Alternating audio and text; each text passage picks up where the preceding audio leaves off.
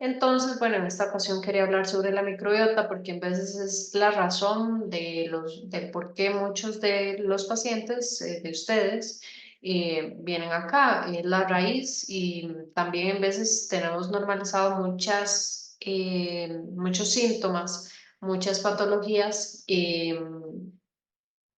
asociadas al sistema gastrointestinal e incluso otro tipo de síntomas, sino como puede ser como incluso cosas en la piel, alergias cutáneas o, por ejemplo, infecciones recurrentes, en el caso de las mujeres, infecciones vaginales o hombres y mujeres en infecciones urinarias. También están asociados a este tema. Entonces, realmente, bueno, ahí dice, hablemos de la microbiota, nos vamos a centrar mucho en la microbiota intestinal, gastrointestinal, pero realmente como que todo va de la mano.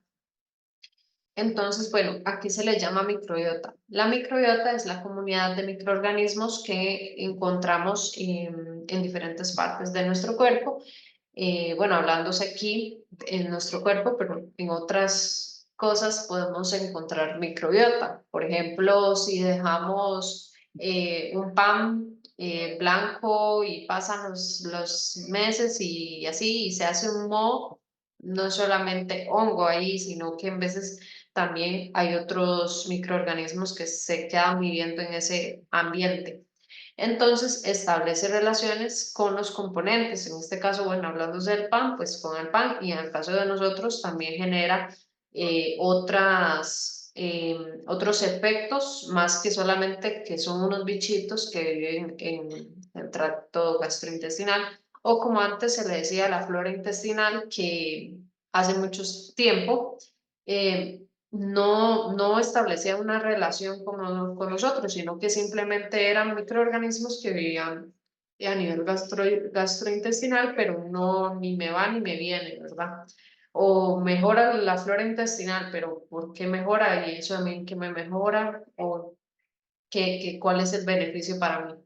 Entonces, esa relación va a mantener un equilibrio constante. Esto quiere decir que no es solamente por un tiempo determinado, sino que es a largo tiempo y si cambian ciertas cosas, pues van a cambiar ese equilibrio. Em, entonces, bueno. Podemos encontrar comunidades de microorganismos en diferentes partes de nuestro cuerpo, como les decía, no solamente a nivel intestinal, sino que desde la boca hasta el ano. Entonces, por ejemplo, a veces a personas que tienen síntomas de halitosis o tienen muchas caries, también está asociado a que hay un desbalance en la microbiota oral. Em, Pulmonar. A nivel pulmonar también podemos encontrar variedad de microorganismos en la vagina, en la vejiga y en la uretra. En veces pasa que hay personas que tienen infecciones urinarias recurrentes y no se sabe la razón del por qué, y tal vez es porque hay una raíz ahí en la microbiota, ¿verdad?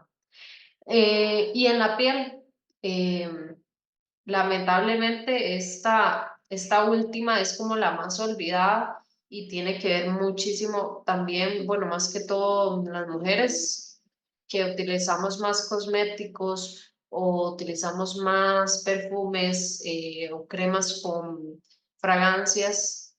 Muchos de estos componentes alteran esa microbiota, por ende, a la hora de alterarla, pues va a afectar mi barrera en la piel y va a afectarla en el sentido de que puede generarme ciertas alteraciones, como puede ser el acné, como puede ser resequedad en la piel. Entonces ya eso es un gran indicio de que esa barrera está comprometida.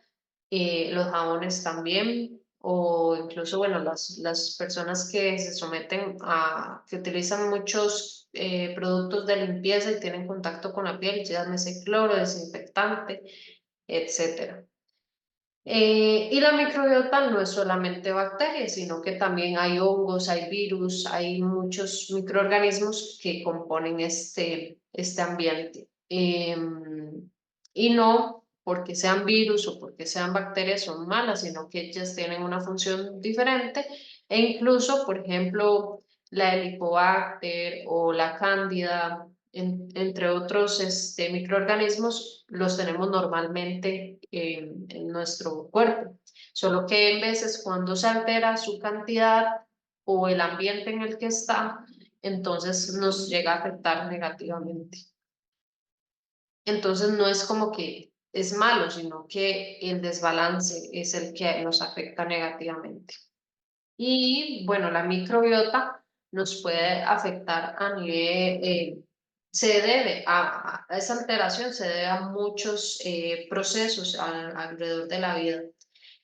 Por ejemplo, la manera en que nacimos, si nacimos por parto vaginal natural o fue por cesárea, porque cuando pasamos por el canal vaginal, pues nosotros nos enriquecemos, por decirlo así, de la microbiota que tenía nuestra mamá a nivel vaginal. Entonces, ahí vamos envolviéndonos porque literalmente nos envolvemos de esa microbiota. Muy importante si el bebé fue nacido a término o a pretérmino. ¿Por qué? Porque obviamente entre más tiempo bebé pase o el tiempo óptimo pase en el útero, pues más tiempo va a recibir esa microbiota y va a recibir ciertos nutrientes y etcétera. Cualquier duda, me lo pueden escribir por acá, por el chat, y entonces ahí lo vamos a ir viendo. Cerré el audio para los demás porque en veces se conectan varios y todos con el micrófono abierto y así. Entonces, eh, ahí disculpen esa molestia. También otro de los factores que altera la microbiota intestinal es la lactancia. Si recibieron lactancia materna únicamente, fue fórmula o fue mixta. ¿Por qué? Porque la lactancia materna, o sea, la leche de mamá, tiene muchísimos beneficios, tiene probióticos, lactobacillus y ciertos nutrientes que lamentablemente la fórmula trata de imitar, pero nunca le va a llegar a lo que es la lactancia como tal. Se sabe que, digamos, a pesar de, digamos, de estas condiciones que pueden, que puede ser, qué sé yo, que fue en las situaciones más desfavorables, que fue por cesárea y que fue pretérmino y que recibió fórmula, igual ese niño puede mejorar su microbiota alrededor de la vida. ¿Por qué? Por estos otros factores. Y bueno, y falta mucho tiempo que recorrer donde puede enriquecer esa microbiota. La genética se ha visto que, digamos, más que todo la de mamá, la microbiota de la mamá es casi que determinante para la microbiota del bebé. De hecho, bueno, tengo una paciente que el mismo síndrome de intestino irritable que tiene la mamá, lo tuvo durante el embarazo y entonces ahora ella también tiene el síndrome de intestino irritable. ¿Y por qué? Porque ella estuvo en el útero, recibió esa microbiota que la mamá tenía en ese momento y fue creciendo con eso y tal vez está asociado también a la dieta y al ambiente en el que vamos viviendo, ¿verdad? Y que muchas veces pues vivimos años, décadas con esa misma manera de vivir. Entonces, bueno, sí, como dice aquí, la dieta afecta a la microbiota, es diferente la microbiota, por ejemplo, alguien que lleve una dieta mediterránea, que es, bueno, la que se conoce más que llevan en los países europeos, a una persona con la dieta de un estadounidense que tal vez come más comida rápida y así. Entonces, ahí vamos afectando de manera positiva o negativa nuestra microbiota. Y por ende también la microbiota y la geografía están interrelacionadas. Y aquí hay un tema importante, bueno, tanto en la geografía como en la contaminación, y que ahora lo vimos con este acontecimiento de que se contaminaron las aguas. Vamos a ver, es que me están llegando mensajes de ustedes, entonces era para ver si me estaban escuchando bien y todo bien. Ajá. Estas aguas que fueron contaminadas claramente alteran nuestra microbiota y todo el tiempo nosotros estamos tomando aguas así. si de verdad, si alguno tuviera la posibilidad económica o de hacer la inversión de tal vez un filtro de agua, o bueno, porque hay muchos tipos de filtros de agua, que tal vez es lo que es más económico para nosotros los ticos que en otros países que tienen que comprar botellas de agua. ¿Por qué? Porque a pesar de que el agua es potable, traslada muchos componentes que tal vez porque sea potable no significa que sea saludable o positivo. Por ejemplo, el cloro. El cloro no es normal que nosotros lo estemos tomando y como se sabe es un antimicrobiano, entonces lo que hace es matar microorganismos. Y si estamos tomando eso, entonces todos los días estamos exponiendo nuestra microbiota a que, ¿verdad? A que la quitemos de ese lugar. Entonces, si pueden hacer esa inversión, sería de mucho, muy buen, un beneficio. Em, También los medicamentos, más que todo, bueno, los orales, que pueden ser antibióticos, anticonceptivos, el omeprazol, cualquier otro medicamento, todos llegan a alterar nuestro sistema de microorganismos. ¿Por qué? De microbiota, perdón. ¿Por qué? Bueno, y creo que muchos lo han podido evidenciar, qué sé yo, si empiezan con un tratamiento de lo que sea, casi siempre llegan a padecer también de la panza, qué sé yo, que me está cayendo mal, que siento como que tengo más acidez después de ese tratamiento, o reflujo, o diarrea, etcétera. Entonces, por ese lado, es muy importante si es una persona que está tomando crónicamente medicamentos, revisar qué podemos hacer para mejorar esa microbiota y qué medicamentos podemos evitar, ¿verdad? En veces he tenido pacientes que toman omeprazol por 10 años y realmente no era un tratamiento para 10 años, era un tratamiento momentáneo de 6 meses a cuando mucho o por temporadas, pero no de manera crónica. Entonces, y hay muchas cosas que podemos hacer para resolver ese tema. Otro aspecto que también afecta a la microbiota es el ejercicio, porque se ha visto que las personas que hacen ejercicio generan o son compatibles con ciertos microorganismos que les gusta estar en un ambiente así, porque cuando hacemos ejercicio generamos ciertas sustancias que son favorables para estos bichitos, como le decimos coloquialmente. Y la contaminación, como les decía yo, puede ser en el agua que está contaminada, puede ser en los alimentos, ¿verdad? Que se ha visto que en veces hay microplásticos o en las frutas y vegetales, más que todo, podemos encontrar exceso en veces de pesticidas y plaguicidas y que por eso es tan importante la correcta desinfección y elección de los alimentos, y muchos otros factores, ¿verdad? Ambientales en sí, digamos, lo que respiramos y así. Entonces, por ese lado,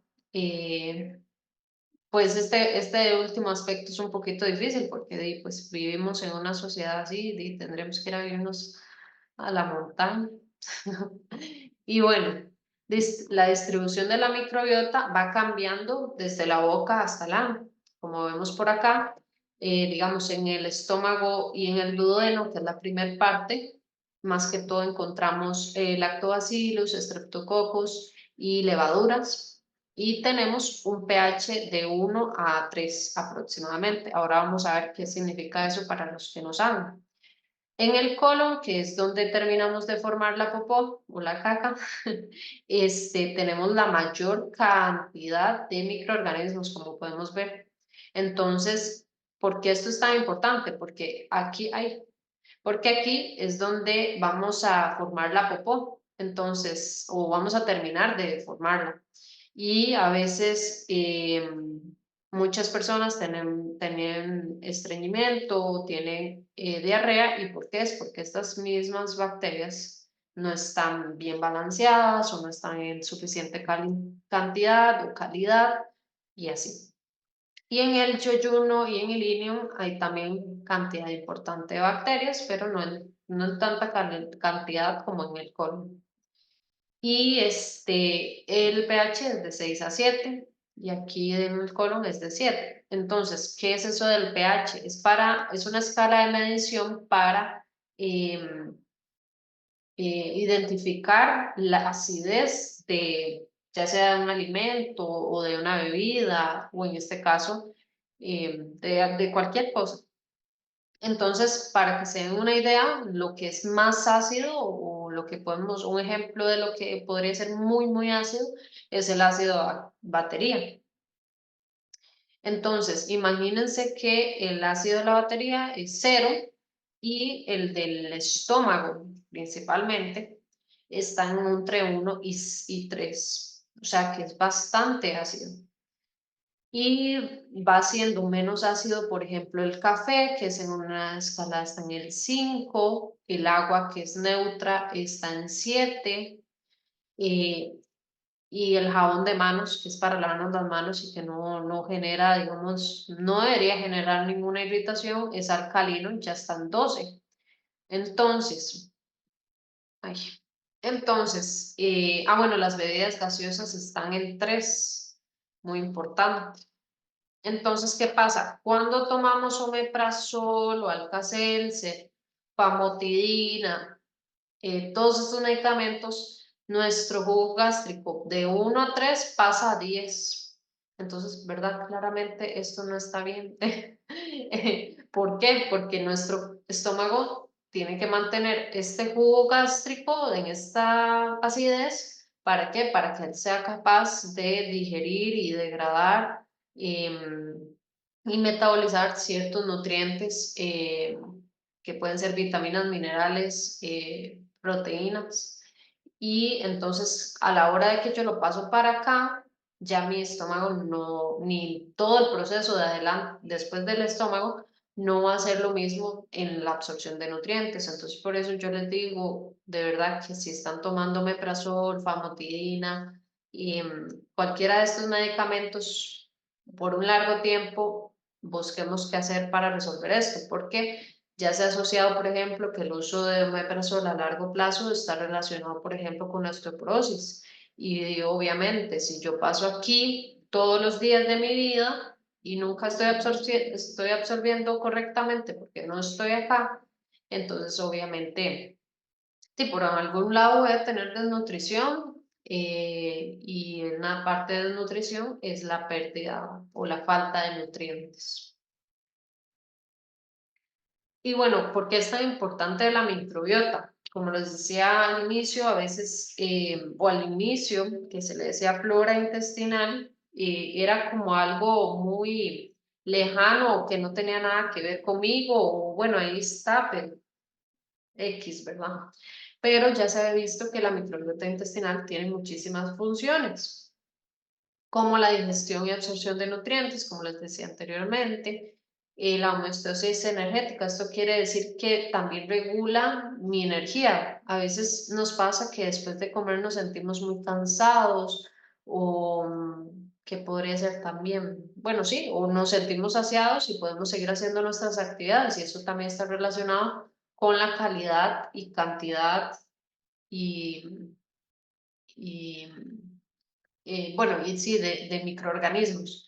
Entonces, por ahí te debe andar la cosa si en veces andamos como somnolentos después de comer. La síntesis de vitaminas, metabolismo de xenobióticos. Los xenobióticos son productos que tal vez nosotros no, como digamos los antibióticos, como los fármacos, y otros productos que podemos encontrar también en alimentos que no son de nuestra naturaleza. Entonces, ¿qué pasa? Que el cuerpo también tiene que ver qué hace con esos productos, si los tiene que desechar, si los tiene que guardar. Es mediador de la respuesta inmune. Por eso pasa a veces que una familia va a comer a un restaurante y solamente una persona sea, se enferman todos menos una persona, porque tal vez esa persona tenía una mejor microbiota intestinal y entonces es más resistente hacia, no sé, salmonela, no sé, que había ahí en un pollo.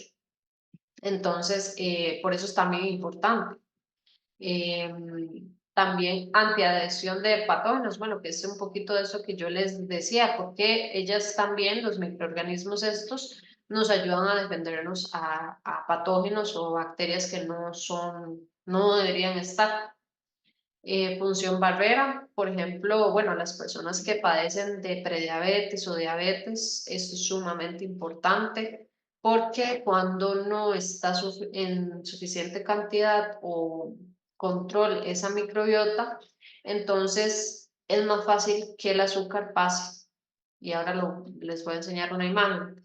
Entonces, cuando más fácil pase mi azúcar, entonces más fácil se me va a subir la glucosa y o también incluso podría ser la raíz de que alguien está presentando picos de glucosa. Regula el tránsito intestinal, como les decía, entonces si alguien tiene estreñimiento o acidez, perdón, o diarrea, tiene que ver muchísimo con la microbiota y regulación neuroendocrina. ¿Por qué? ¿Qué es eso en neuroendocrina? Porque ya se ha visto que hay una conexión entre intestino y cerebro que se pasan comunicando, por ejemplo, en la producción de serotonina y otras hormonas que entonces nos afectan cerebralmente y por eso, qué sé yo, si comemos ciertos alimentos nos encanta porque nos elevaron la serotonina. eh, o bien también del cerebro a nuestro intestino, que entonces tenemos antojos muy específicos y a veces tiene que ver mucho con esta comunicación que hay de aquí para allá y de allá para acá.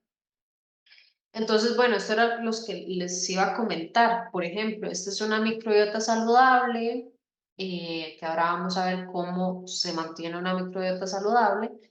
Este es el moquito, hay un moquito, digamos, entre el estómago, el intestino, o lo que se llame, que son esta parte, y aquí hay un moquito. Y en la parte donde pasan los alimentos, que es acá, es donde están más que todos los microorganismos que se van a encargar de absorber y metabolizar todo lo que entre por acá. Eh, Esta barrera mucosa es muy importante. ¿Por qué? Porque cuando sentimos acidez, no es que estamos, bueno, sí estamos sintiendo la acidez, pero se debe a que esta mucosa está degradada. No es precisamente porque está con un pH más ácido, porque siempre está entre 1 y 3, sino que a la hora de degradar ese moco, entonces yo siento la acidez porque está tocando directamente el estómago principalmente. Entonces es esta otra parte donde ya entra todo más fácilmente. ¿Por qué? Porque mi microbiota, vemos que ya hay otros colores. ¿Por qué? Porque aquí, ¿verdad? Para diferenciar, la microbiota saludable son los azulitos y los moraditos. Y aquí vemos que hay muy poquitos moraditos, hay verdes, sí, pero no en tanta cantidad como no hay azules, entonces, o muy poquitos azules, entonces se supone que estos son los que son saludables y hay más rojos, que entonces son tal vez bacterias que no nos hacen tan bien o que no digieren tan bien los alimentos y entonces en veces nos genera inflamación o hinchazón y uno dice qué raro, que habré comido pero siempre pasa así, constipación o muchos pedillos, es por ahí la cosa. Y pues si es acidez, entonces se debería a esta disminución en el moquito. Y entonces lo que pasa es que todo entra muy fácil. Y lo que es un factor común cuando pasa esto es que nos puede dar hígado graso. ¿Por qué? Porque claramente todo empieza a pasar a nivel sanguíneo muy fácil, muy rápido, cosas que no queríamos que pasaran, que más bien queríamos que se fueran en la popó, y esas moléculas de tal vez de grasas trans, de em, bueno, como lo que les decía anteriormente,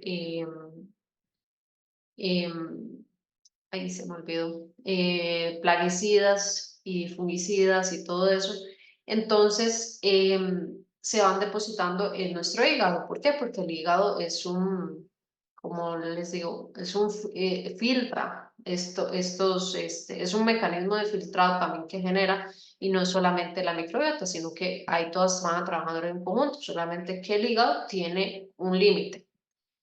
El problema también aquí pasa que empiezan a pasar reacciones inflamatorias o reacciones alérgicas, y en veces resulta que, bueno, y de hecho fue un caso que tuve de un niño que estaba resultando tener reacción alérgica de como una lista de 15 alimentos que claramente no eran normal de la noche a la mañana, y que fue que el niño recibió antibiótico, generó esta disbiosis y empieza a entrar todo muy fácil, y obviamente mi cuerpo dice, ¿qué es esto? Ayuda. Entonces sí. Y entonces esa disbiosis, claramente, como les decía anteriormente, se asocia a muchas enfermedades hepáticas, renales, desórdenes nerviosos, a la diabetes, como les decía, enfermedades cardiovasculares, intestinales. Y entonces, ¿cuáles son los factores que afectan la microbiota intestinal? Nos pueden hacer bien, así como hay cosas que nos pueden hacer mal. Por ejemplo, el descanso, el sueño, o sea, tener un buen sueño, 8 horas aproximadamente, que yo no me sienta fatigado al día siguiente, eso sería lo ideal. Alimentos prebióticos y probióticos, que ya luego los vamos a ver.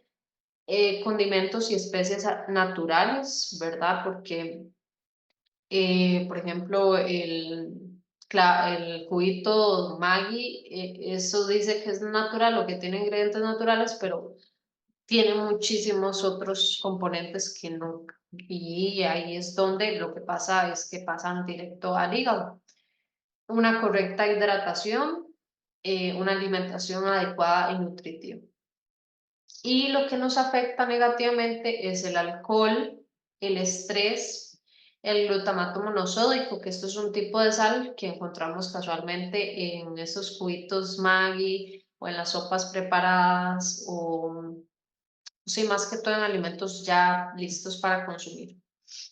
Edulcorantes, saborizantes y colorantes artificiales, que entonces edulcorantes no artificiales, ¿cuáles serían? Sería la fruta del monje, la miel, ¿verdad? Y bueno, el azúcar también es un edulcorante que no, un endulzante que no es artificial, y la stevia. Los fármacos, como les decía anteriormente, también afectan negativamente mi microbiota. Aceites refinados y recocidos, por ejemplo, bueno, más que todo en restaurantes que utilizan tal vez en veces el mismo aceite por días, y pues eso está mal.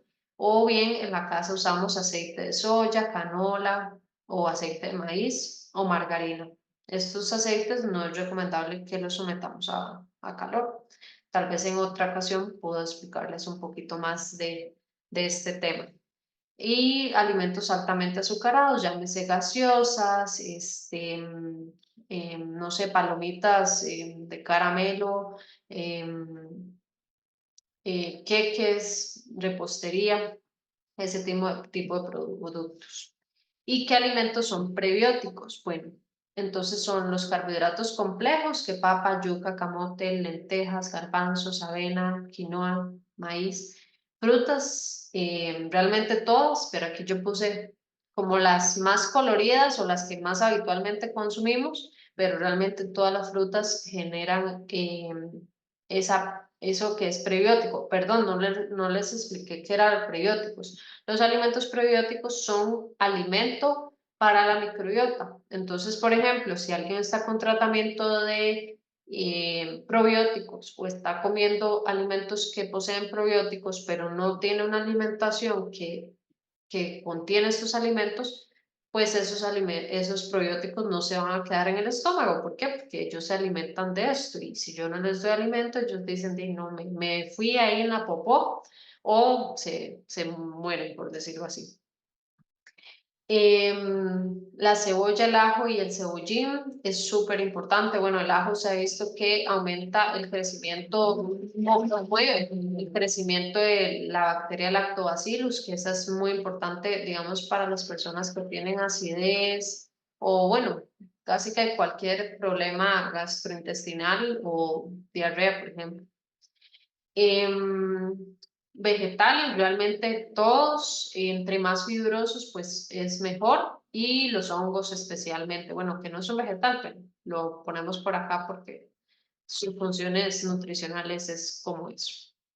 Las grasas, como que, como el maíz, ay, mira, ahí le puse avena que no se va, no, eso no. Nueces, aceite de oliva, aceite de coco, chocolate o cacao, es muy buen alimento prebiótico, y la miel de abeja, perdón. Y pues sí, eso sería, bueno, voy a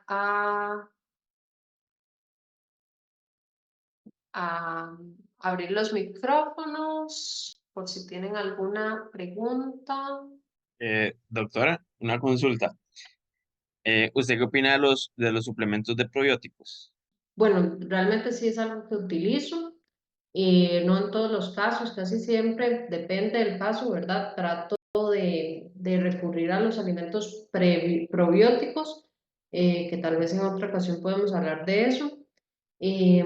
Pero hay gente que sí, digamos, no va a tolerar, por ejemplo, tomar kombucha. Entonces ahí es mejor utilizar un probiótico. Por lo general, los que yo trato de utilizar casi siempre son farmacéuticos. ¿Por qué? Porque tienen evidencia científica que los respalda, tienen cantidades óptimas, y, bueno, estudios científicos también que respaldan las dosis o cuánta duración debe durar el tratamiento. Entonces, pero sí es súper importante, ¿verdad? El cambio de hábitos, porque si no, como muchas veces yo les digo, vamos a botar la plata, porque si no hay un cambio de hábitos, pues está difícil que cambiemos la microbiota por más probióticos que tomemos. Pero sí, muchas gracias por escribir. Y entonces sí, yo creo que eso sería. Muchísimas gracias a todos los que se conectaron y con gusto, y cualquier cosita, para eso estamos.